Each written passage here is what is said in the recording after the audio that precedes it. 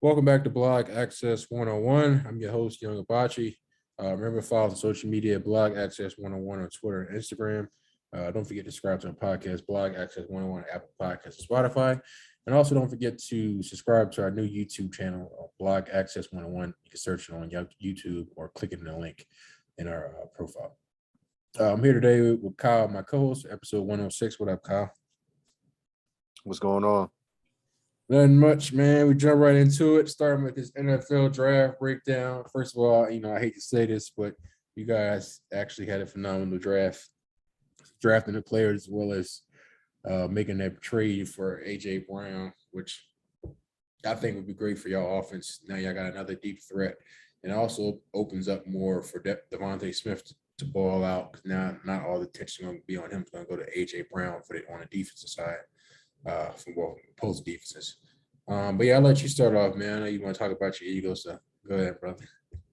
Yeah, the city is going crazy over the draft. People are saying it was one of the best drafts that we had in the last 20 years. It was just phenomenal. Howie Roseman really did a phenomenal job from the first round to the last round.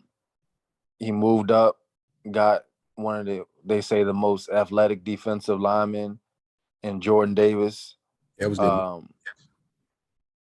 He's I think it says 6'6", 320, 330. He's just a monster. Then he pivots, gets A.J. Brown, one of the, I think they said the top 4 receivers in PFF grading last year and last couple years. So that's with Tannehill. Yeah. What is that? I said, and that's with Tannehill, and I feel like Hurts is significantly better than Tannehill. Yeah, it's going to be crazy, and I like the move they did. A lot of people. The funny part is a lot of people were screaming draft Nakobe Dean, and when Howie went and got Cam Jurgens, people were like, "What are you doing? What are you doing? We already got lineman depth."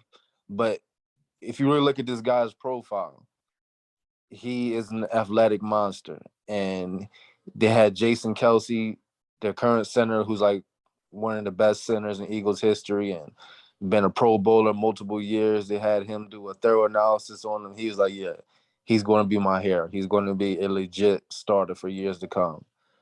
And then what did they do the third round? They get who everybody criticized Howie for not getting the second round in the third round, Nakobe Dean. Now, a lot of people, the city of Philadelphia liked this pick. People outside of Philadelphia, they question marked a little bit. As you know, a lot of teams, because he was projected to be a first round pick without the injuries. So with the injuries, it came some question marks. Howie says he did his research on it. Nakobe Dean says that he's been medically cleared. He was kind of upset that he didn't get picked in the first round. Obviously, he's going to miss out on some money on his contract for being a third round pick. But, I think that's even going to inspire him more to play harder. So, it was just a great draft overall. Some other teams that I was impressed with their draft was I hate to say it, but the Giants. They got 2 studs in the first round. Now, before you go far, what you think about them? I thought they probably could have drafted one of them linemen first and went and got what's his name, Kavion from Oregon at that 7th pick. I figured they kind of should have flip-flopped it, but they got the lineman they wanted still. They still, like my fault, brother. I just had to say something about that. Mm-hmm. They still did pretty well. I just thought they could have got Kavion at the 7th instead of the 5th, but at 7 instead of the 5th. Yeah. As you see, if you notice, it was a big run on defense.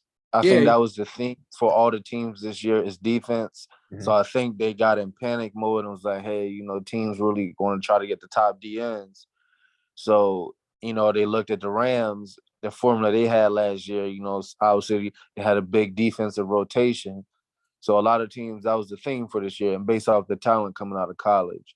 So I think they went in panic mode a little bit. He probably could have been there at 7, but I think that's just they were in panic mode. Yeah, because what was this like the first time since I think 91 when obviously 91 they had about 6 first round back-to-back defensive pick. This year we had about 4.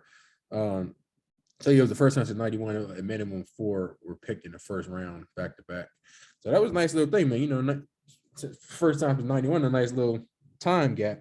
So, and then we thought Right, right. about quarterbacks. Like nobody was drafted in the top 10, and obviously Kenny Pickett went 20 to Pittsburgh, which I still don't understand why Malik Willis fell that far, but people gonna pay. It was I nice. think Good. you said what I think about quarterbacks not getting picked early. I think teams are getting smarter now. I mean, over the years, what do we always see in the top of the draft?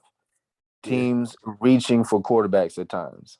And as you see, it's biting them in the ass. You know, they try to take a reach on a quarterback. They waste a couple years. While they're doing that, they're wasting the veteran contracts they have for other players, trying to reach for a quarterback. I think teams are getting smarter now. They're not wasting premium picks just because they need a quarterback. They're using other resources via free agency or trade, stuff like that, uh, to get the needs that they need versus, trying to reach on a quarterback that maybe has some potential, but may not warrant that first round pick. Yeah, I see what you're saying, but I definitely feel Malik Willis was a first round quarterback.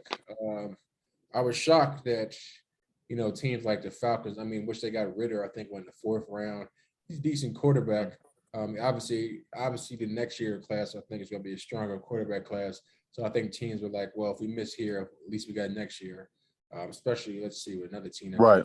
quarterback like Carolina. I think they got Riddle in the 3rd round, 3rd or 4th round. He's a decent quarterback, but I also think again they saying, well, we got next year if we have another sorry season. So we'll see how that goes. Right. I like one of my favorite picks of the draft was when Kenneth Walker went to Seattle in the 2nd round, pick 41. Again, you know how much I hate giving praise to players in the Big Ten. It's not 5 players, but I guess they NFL now, so I guess it's all love. But yeah, Kenneth Walker from Michigan State, he had a phenomenal year. I don't know how familiar you were with him, but he's early Heisman candidate. Had a hell of a season. Really a power running back. So I think that fits with Seattle's run style with a lot of power running back with Chris Carson over there, but he's been injury prone. I think that was a perfect pick. I like the Ravens in the 1st round too. They got the center, obviously the offensive line help. Then they got that safety from Notre Dame, which is a big move by them. Now, only a head scratcher from them was the Hollywood Brown trade, but I later read in some articles, obviously, I don't know, I take media stuff with a grain of salt, but they were talking about he asked for the trade to be traded. So if that's the case, I mean, all right. I think it was actually a smart move by the Ravens. For the Cardinals, I think it was a bit of a reach. I think Hollywood Brown is maybe a solid 3rd option, maybe 2 at his peak, but to give up a 1st round pick for him, I think that was a bit of a reach. No, they're trying to Christian Kirk left them after he had a pretty good season and went to Jacksonville and got that crazy contract. So they had to fill that hole. So I think it was, smart. Do I think Hollywood Brown is overrated? Yeah. But I think with him, obviously Kyler Murray was his quarterback back in college in Oklahoma. And as we've seen over the years so far, what happens when players the quarterback wide receiver combo reconnects back in NFL. We've seen what they did. Look at your guys with Devontae Smith and Jalen Hurts. Then we got obviously saw what Joe Burrows did with Jamar Chase last year. And obviously, and then you got Derek Carr back with his wide receiver from college, and Devontae Adams. So, I guess they, obviously you got the issues over there in Arizona with Colin with the contract. So use this as a way to, I guess, get back on good terms. And I think this is a good start. Obviously, he needed another weapon, and they gave him another weapon after losing Kirk. So we'll see. But let me ask you this. They do got some good free agency options out there as well. I mean, you still got Julio Jones. You still got T.Y. Hilton. T.Y.'s injury prone. There was another one, too. There's another guy on the market. Is it Will Fuller? I think maybe Jarvis Landry. I forget if he's on free. And I think he's still with the Browns, but obviously going to trade him probably soon. But yeah, I think those maybe could have been two solid options that not going to be your number ones, but I think it was just a reach. I don't think Hollywood, like you said, I think Hollywood Brown is just a bit overrated. But he has his sparks and moments with Lamar Jackson, but not a reliable receiver you would count as your number one. Oh yeah, you're right. He is a free agent. But yeah, I mean, like with Julio, obviously we saw what he did when he was at with Tennessee. Not impressed. Um, I would call him Wash. Ty is a great option, but he's just not a reliable guy. You say, oh, he can stay healthy for 16 games. It's just not happening. Another guy I like is Will Fuller. I think a lot of teams are not really messing with him due to he had that thumb that finger. I think he had surgery on his thumb. So people might be a little bit hesitant on that. But Will Fuller, I don't know how familiar you are with him. We know he's a Philly guy, played for Roman. He's always a phenomenal guy. And he had a decent. He's a guy that stays hurt a lot too, though. Yeah, but I would take him over Ty. He's much younger. It kind of like Yeah, obviously. All right, I mean, injuries is injuries, but if you got a chance of taking a younger guy that's injury prone or older guy, which one is you taking? right. So yeah, I'm definitely going with that. It's just I mean, yeah, he has yet to play a full game season, but I just like his production, that what he's capable of bringing to the table when he's actually healthy. And I think it would be a great option. I wish Dallas would have went after him and tried to get him on a minimum deal because of injury, do like a 1 year, maybe $4 million deal. But we wanted to go out there and re-sign Michael Gallup. I still don't understand that one. But but you like Michael Gallup. he's all right, but I started noticing, man, I'll be a stickler for finding like seeing stuff before everybody else. I think he's going to be okay. I don't think he's going to be the guy that's going to take us to the next level. He's a solid, I would say, third option like he was when Cooper was here, but a number two option is a hell no for me. I'm curious to see how that's going to work out. I guess I go into my Cowboys draft, and I was so confused by picking it. I mean, obviously we need an offensive line help, but as Tyler Smith guy, obviously he needs a lot of work. And right now we're in win now, but we don't need to draft guys that's going to need a lot of work to fix the mechanics. And obviously he was did a lot of. I think he had like 12 holdings. Obviously he only gave up 2 sacks, but it was some calls like even in the highlights it was showing him blocking. He was just holding the hell out of the guy, and for some reason the ref didn't call it. NFL they're gonna throw that stuff every time. As we always already know, well, I don't know if you know, but we are like one of the most penalized teams for on the offensive side last year due to our offensive line. So why add that brings that same issue to us? Granted, I understand we need somebody on that right tackle or right guard side. But I thought we could have got Devin Lloyd and probably got some offensive line help in the second round. So I think Devin Lloyd was obviously the best linebacker in that draft, no question. His patience and the way he reads the field and gets us go from sideline to sideline to make a tackle as well as cover is an old school dynamic skill. It reminded me of Ray Lewis, which is why I really wanted to draft him, add him over there on the side with Michael Parsons and Leighton Vander Esch. But they wanted to go offensive line. Hopefully it works out. I don't think it would. Now I like our second round pick from Ole Miss. What was his name? Sam Williams, beast off the offensive line. I mean off the defensive line. We definitely need that edge pass rusher after losing Randy Gregory. So I thought that was a smart move. Again, I still didn't address that safety issue as well as cornerback. It was too many options there that we should have went after that we didn't, like Daxton Hill. Again, another guy from Big Ten from Michigan. Won't hold it against him as in the lead now. But he could have worked for us. People were seeing him more as a cornerback and or a hybrid in this case, which I didn't have a problem with drafting him because we definitely still needed a number 2 cornerback because we saw what happened on the side of Trayvon Diggs last year with Anthony Brown. Oh boy. I like our safety, but I feel like we still could have had an upgrade there. So I mean, for all the years when they're saying Dallas was been one of the best draft teams, this year probably was one of our worst in probably about 10 years because they gave us a B. I would have gave it a C minus at best. Um, we got another wide receiver, so like in fourth, fifth round. But I just thought we could have did a little bit better in the draft. And we obviously still need to attack that D line and linebacker position, but they wanted to go O line, which is understandable with Connor Williams leaving. But yeah, it was too many players out there that we should have drafted over this Tyler Smith guy. I think he still would have been there in the second round if we truly wanted him. I feel like Jerry Jones reached there. Let's talk about the Green Bay Packers. After losing Devontae Adams, still not going after a wide receiver. I think this was like the sixth straight year they haven't gone after a wide receiver. It's starting to get crazy at this point. And what's up, Rod? I know what Aaron Rodgers said. You know, he was shocked by it.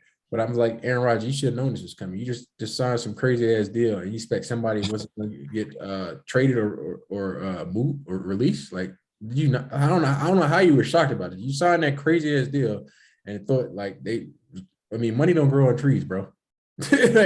like somebody's gonna have to go, and obviously, unfortunately, Devontae Adams. So he probably kicking himself like, damn, I just signed back with his team, and now I'm throwing receivers that. Yeah, I mean Lazard is all right, but he's no Devontae Adams. I got the boy from forgot his name, Christian something. Then they got him in the Christian Watson. Yeah, there you go, Christian Watson. See, I know a guy.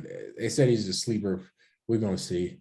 I was shocked that they had 2 first rounders and didn't have any common sense to try to trade both of those and go up and get one of them wide receivers. Like I was confused by that. Also was confused by the Saints going after Olave. Even though he's my Buckeye guy, I thought they was probably would address another need, but you know, it's none of my business. But Rob, what you think about your Rams draft? You know how we do. We go F them pick over there. So I think first pick was third round. It's a pretty solid draft to look for the value that we were looking for. But yeah, nobody that's gonna come in and like, you know, be a superstar like an Aaron Donald was. So we still have a lot of our core pieces. Yeah. So I don't think it's too big of a draft for us. Okay, I did all right. Sorry, let's jump to the next topic. Predictions for the second round. I guess I'll start this off. As I've been telling y'all for the last Rod for the last few months since we met, Kyle and LR and the rest of them know, man, I'm a big Jason Tatum fan, so I'm going with the Celtics in 5. I give Milwaukee 1, probably game 4. They win 1 in game 4. But it's going to be a quick series. Let's jump over to the other team in the East, Heat Sixers. You know, obviously I was going to say Sixers and 6 before the Embiid injury. So I'm gonna say 6 and 7 now, with the hope that I was talking to Kyle earlier. Hopefully we still at least won. I think it's gonna be game 2 with me personally, where we win that one. Hopefully James Harden. Somebody tweeted late last night was like talking about James Harden 2019 stats. I said, I hope that James Harden shows up this series because we're surely gonna need it. I know people were saying they really were in the pick and roll when now there's no Embiid, so let's see what he's gonna do, being the main option off the pick and roll and see what he does. And I was also, you know, I'm a big Tobias Harris critic, but he's been playing well. He knock on wood.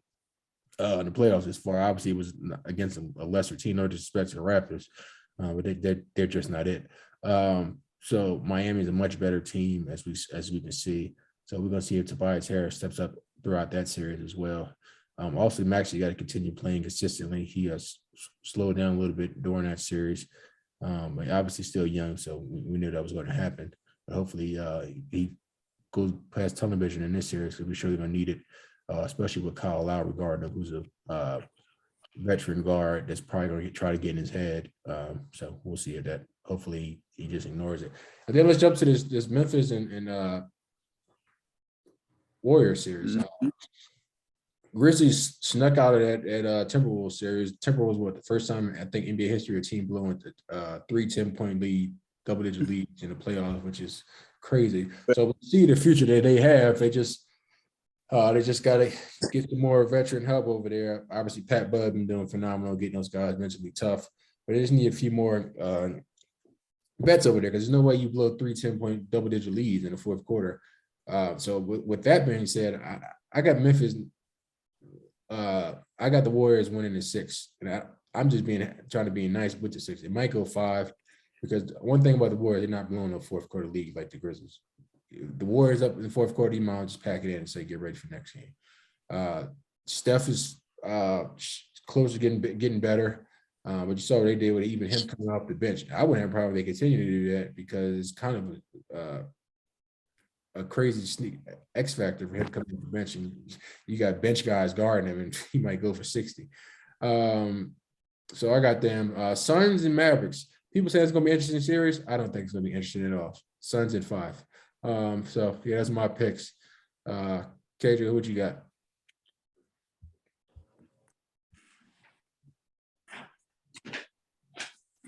Did we lose him? Yeah, I can hear you now. Yeah, so start off with the Eastern Conference. Again with the Bucks Celtics. I don't think it's gonna be a clean sweep as you think, Rob. I think Giannis he's gonna come out fighting. Oh, I gave him one. So, you said what? I gave him one. You gave him one. Yeah. I think they're gonna at least get 2. I think they at least gonna get 2. I think it may go to game 6 on that. But yeah, the Celtics, they really impressed me how they handled the Nets. Whether it be a decline in KD, I'm not sure, but nonetheless, you got to give them their due credit for how they handle a superstar team with Kyrie and KD. So the Celtics are definitely on a mission, but just Giannis and the beast that he is, I can't just go out and say it's going to be a sweep or just one game if they win. I got to at least give them 2, but we got to go with the hot hand right now. So I'm gonna go with the Celtics in 6. But then we'll go ahead on to the Sixers and Heats. Obviously, everybody knows I'm a Sixers fan. I was pretty crushed when they said Embiid is out indefinitely. So orbital fracture. He says he's not going to get surgery on it. So hopefully he will be back. He's had this injury before, and he was only out a game or 2. So hopefully he comes back game 2 or 3. I'm hoping, like you said, Rob, that they still won, and I'm still root for the Sixers. It's going to have to be a game 7 type thing. He ain't going to go down easily, especially with Embiid out. We don't know when he's coming back. So if the Sixers do have any chance, it's going to have to go to game 7. Let's see. Then we'll go down to the Warriors and Grizzlies. Grizzlies, they're like a hard fighting They're a gritty team. You know what I'm saying? Nobody's there is overly talented. Ja Morant, he's their best skilled player. But Warriors, they got that championship pedigree. They've been there, done that. I'll get Warriors in 5 on this. Good answer. Mavs and Suns, like you said, Rob, I think this series is a little bit overrated. Luka, shout out to him for finally making it past the first round. But again, the Suns, they're just too talented. Devin Booker, he's going to take over. Chris Paul, he's going to facilitate. I'll give this one game 6 at best, but most likely Mavs might still win. I'll say Suns in 5. Okay. Totally agree on that one, brother. Spot on. Rod, what you think? What you got? Yeah, we get as not casual NBA fans, we are getting spoiled with the playoffs this year. I'll start with the easy one though. Suns should wipe the floor with the Mavs. I'm also thinking Suns in 5. I guess the only caveat is if the hamstring for Booker acts up again, it would be a wrap for the Suns. As close as Nola played them, the Mavs, I do think they're a much better team than Nola. So Booker got to stay healthy, or it would be a wrap for them otherwise. Warriors Grizz, that's really the treat. Hard one to read too, because like the Grizzlies were phenomenal this year as long as they weren't playing younger athletic teams. So they finally like kind of killed that demon barely. They really just took advantage of Minnesota just not having the experience, honestly. Minnesota definitely outplayed the series. So yeah, that's the thing with the Grizz. If they fall behind the Warriors, like the Warriors aren't going to give up those leads. It could be a sweep. But if they use that youth and that athleticism to run them like they've been doing everybody else that wasn't young this year, I can see Grizzlies winning in 7. It's either Warriors dominating. Whoa. It's either Warriors dominating or Grizzlies like winning by inches. That's the way I see that one. Swinging it to the East, Sixers Heat. they better put Embiid in a mask, because if they don't put him in a mask and get him out there, the Heat are gonna wipe the floor with the Sixers. I know I said on an earlier episode that whoever was in the 4th seed was gonna beat Miami in the second round, but we didn't see like Embiid time. Like nobody predicted that. Doc, I don't know why you have a game at that point in time, but neither here nor there, I guess.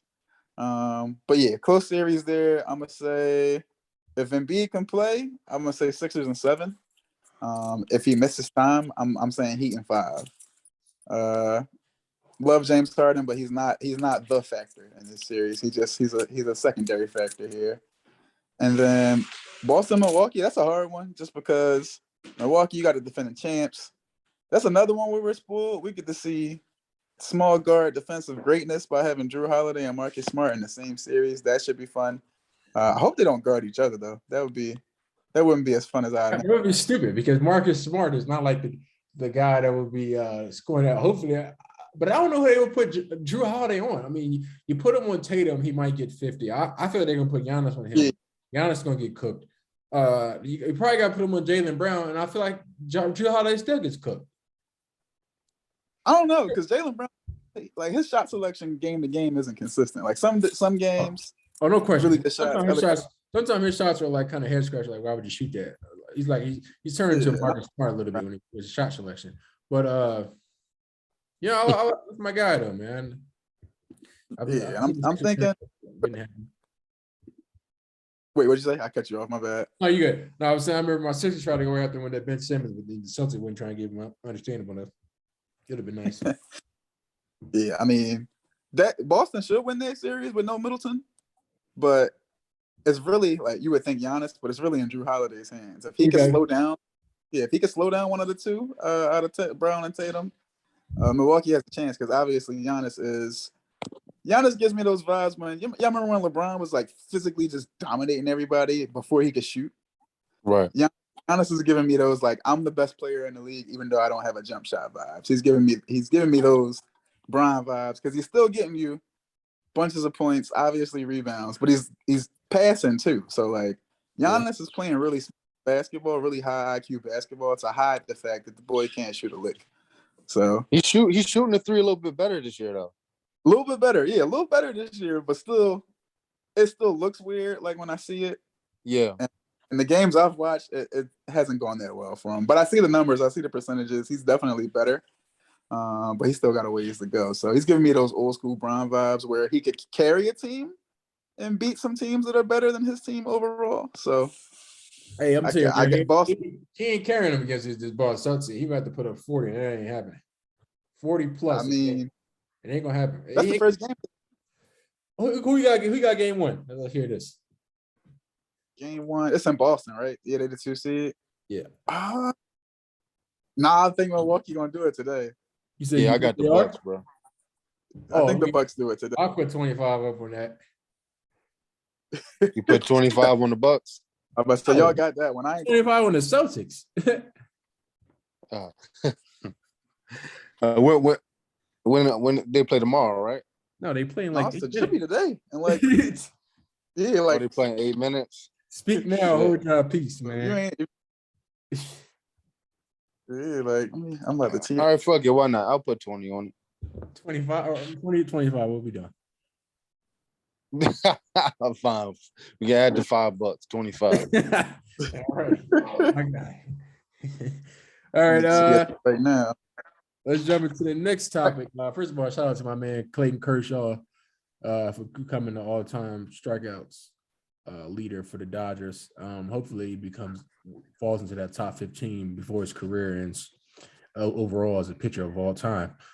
I feel like Kershaw is one of the most underrated guys. A lot of these guys talk about now they talking about Ohtani.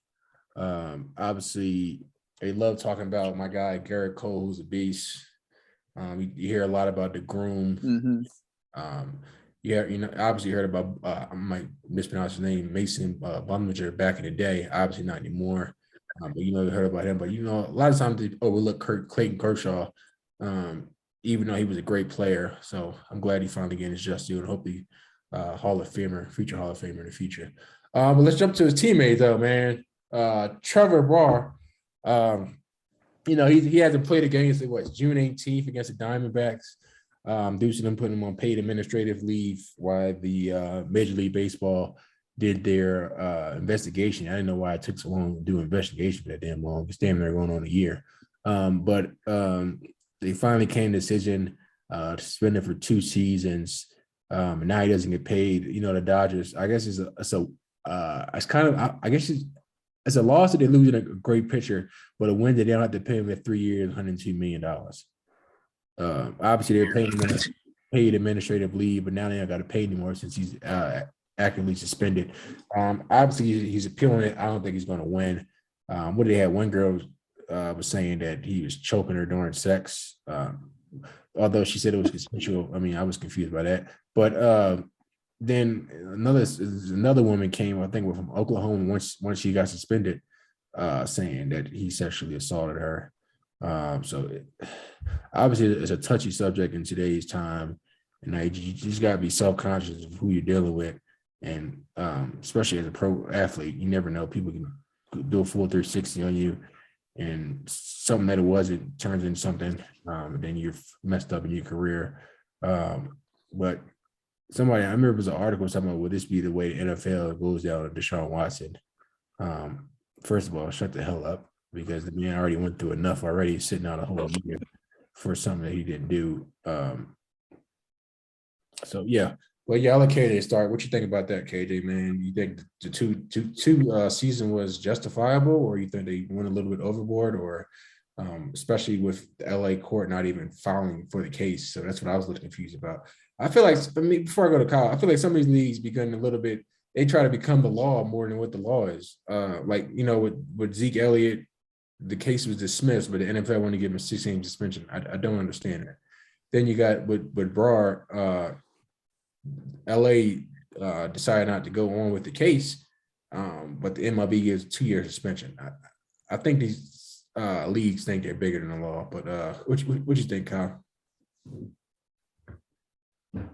Yeah, that's pretty much what I was getting ready to say, Rob. I mean, this is a bit ridiculous. I mean, the district attorney, a certified lawyer who has a law degree, who is able to analyze a situation, evidence presented before them, has decided that there was not enough merit and evidence in the case to pursue a court case, but the Major League decided that he was guilty and wanted to give him 2 years suspension. I think this is crazy. It's becoming more and more of a trend now, where I think it overshadows the true victims that are out in the world at times, who are really going through things, versus people who don't have any evidence and is just going off of their word and making a public, basically making a public spectacle out of things. Again, as you said, she said that most of it was consensual. She went into to describe certain acts that she said that she was unconscious, I guess, or something of the sorts. But Trevor Bauer even went on to show text messages to show that she did consent to that. So it's pretty scary out here, where you can ruin a person's career without any evidence or proof. Basically, just if you get mad at somebody, or you decide that day, I want to make up a lie about somebody, you can destroy their career. Go ahead. Yeah, I feel like at this point, man, even as pro athlete or just men in general, you almost got to be at the point, like, you gotta, like, it's not just like, pro athletes anymore. Because just you gotta be like, you got the point, you got a voice record, like, do I have your consent? So like, people go crazy, hey, just, you got the recording. But here's the thing. She said that she did consent. So it's not even a matter of being consensual anymore. If she said, oh, I consented, but, he went to do other things after I consented that I didn't like. I mean, you can say that, but I was just confused when she's saying because they had consensual sex, and I was like, I'm confused. But I mean, now granted, you can do something in the sex, like, or say you do something that you don't want them to do, and they just draw, like, So I mean, I can see your point with that, but maybe she didn't want to. Let's even go with that. Let's even go with that theory. Let's say he did something that she didn't like. They continue to show that she came back in the relationship after that. Yeah, it's like multiple times. Yeah. So that's what really messed her statements was y'all had sex several times. Like I'm confused now. And that's even what one of the judges said in the article. He denied her what's the following? The restraining order, because he said, hey, your testimony is a bit misleading. So the court threw it out. Yeah. But again, like you said, Rob, I think again, a lot of times sports, MLB, NFL, they're put under a lot of pressure because of the public eye, in sales and all that. They have to make a media move.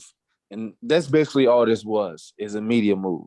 There was really no evidence on the criminal and justice side. They threw it out. They threw this case out. District attorney didn't want to go for it.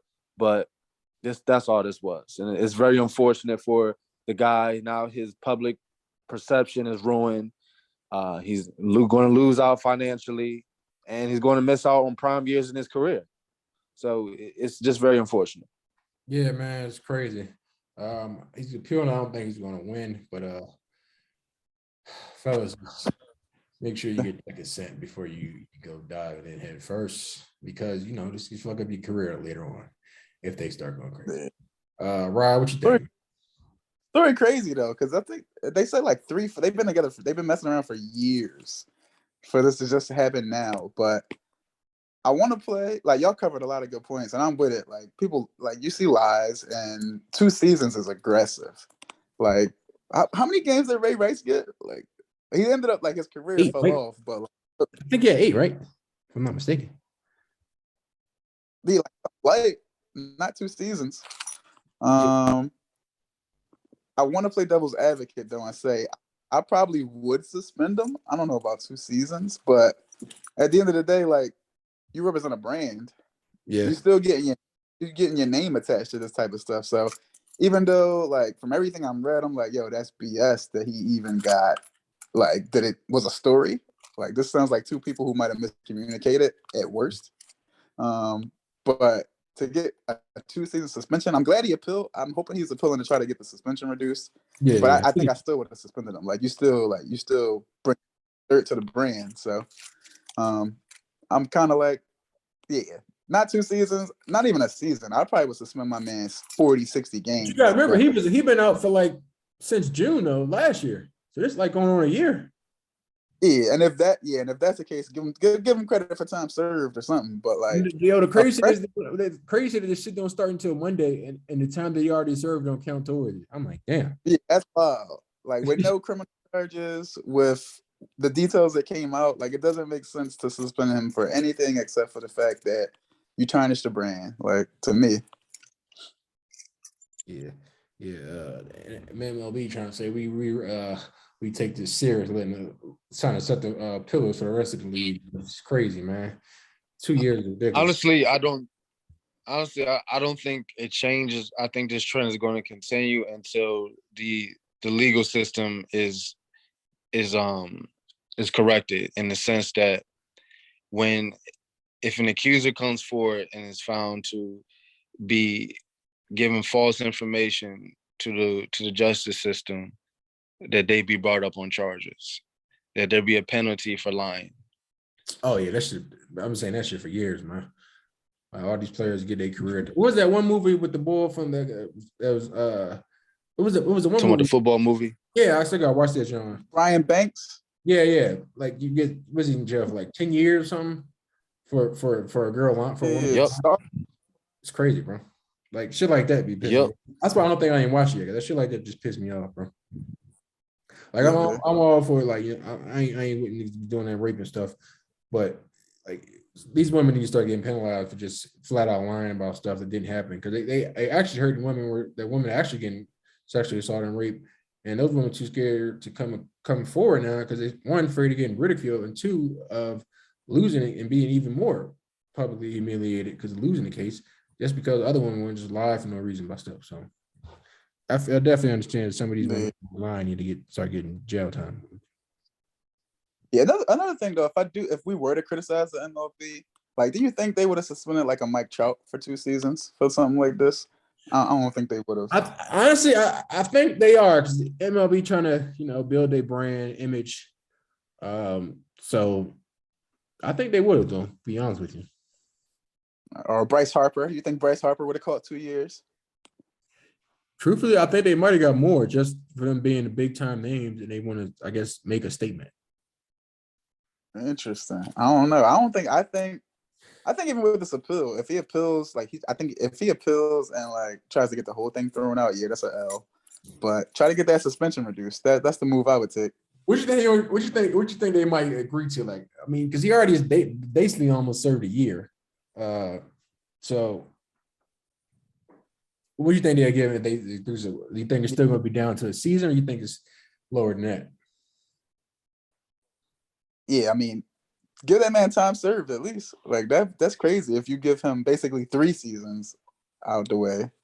Hey, at least he was getting paid for one of them. And these next season he ain't getting paid for. I mean, he rich. He all right. I think he signed. Hopefully my man saved well, bro. No, I think the one he just signed was 4 years, 100 mil. I think he gonna be okay financially, but still. Yeah, but I mean, it was 3 year 102 deal, but now you take out those 2 years because the season. 30 something mil to survive on, unless it was more guaranteed money.